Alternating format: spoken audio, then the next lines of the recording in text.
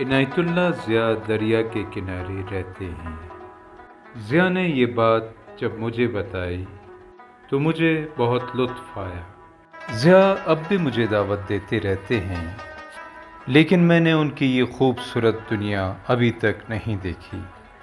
مجھے دریا کے کنارے رہنا بہت اچھا لگتا ہے۔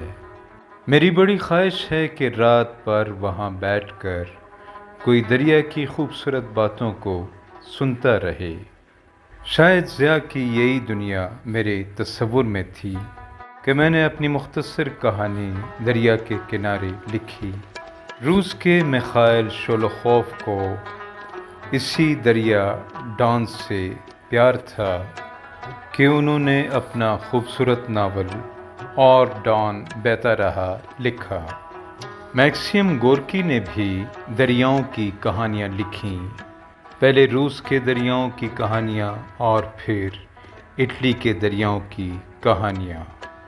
سخت سردی میں جب پولینڈ کے گاؤں کا دریا بولتا تو اس کا یہ بولنا آئزیک بیشویس سنگر کو اتنا اچھا لگتا کہ انہوں نے اپنا شاہکار ناول غلام لکھا، اور پھر اسی ناول کی وجہ سے ان کو ادب کا نوبل پرائز ملا۔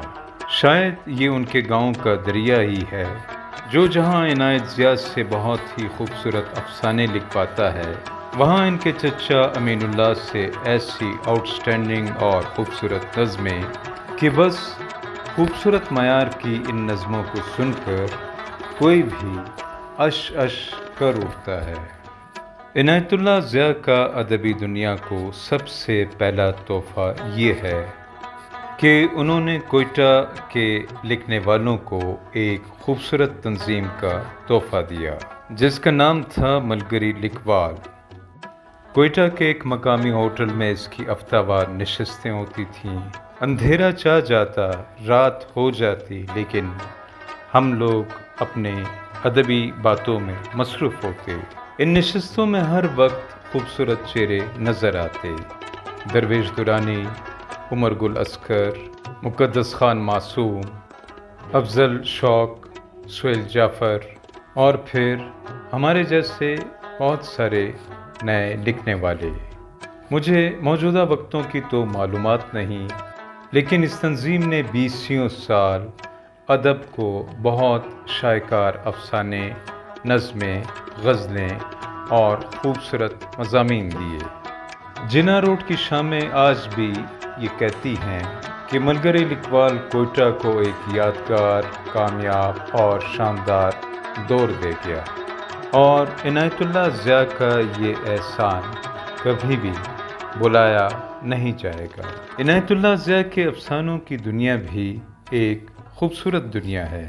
ان کے ایک افسانے میں دھول اور مٹی سی اڑ رہی ہے، اور ریگستان کے اس طوفان میں جہاں گاؤں کے لوگوں کو اپنے سامنے کے چہرے نظر نہیں آ رہے، اور ان کو ایک ایسے مجرم کی تلاش ہے جو ہر رات گاؤں کے پرانے قبرستان کی پرانی قبریں کسی ڈریکولا کی طرح چھپ کر آتا ہے اور ان کو کھودتا ہے۔ پھر گاؤں کے لوگوں کو وہ مجرم مل جاتا ہے جن کی ان کو تلاش ہوتی ہے۔ پھر وہ سب بہت فخر کے ساتھ اور اجتماعی طور پر اس مجرم کو مار مار کر قتل کر دیتے ہیں۔ مجرم کیوں قبروں کو کھودتا ہے؟ دراصل مجرم کو اس خاص قبر کی تلاش ہوتی ہے جس میں بہت ساری شاندار ادبی کتابیں دفن کی گئی ہوتی ہیں، اور قتل کیا گیا شخص یہ سمجھتا ہے کہ ان کتابوں سے اس اندھیرے والے گاؤں میں روشنی پھیل جائے گی۔ اپنے تخلص ضیاء کی طرح عنایت اللہ ضیاء کو پشتو ادب میں انتہائی مختصر افسانے کا بانی بھی سمجھا جاتا ہے، اور ثبوت کے طور پر یہ تمام انتہائی مختصر افسانے ہمیں ان کے ضخیم افسانوی مجموعے میں آسانی سے مل جاتے ہیں۔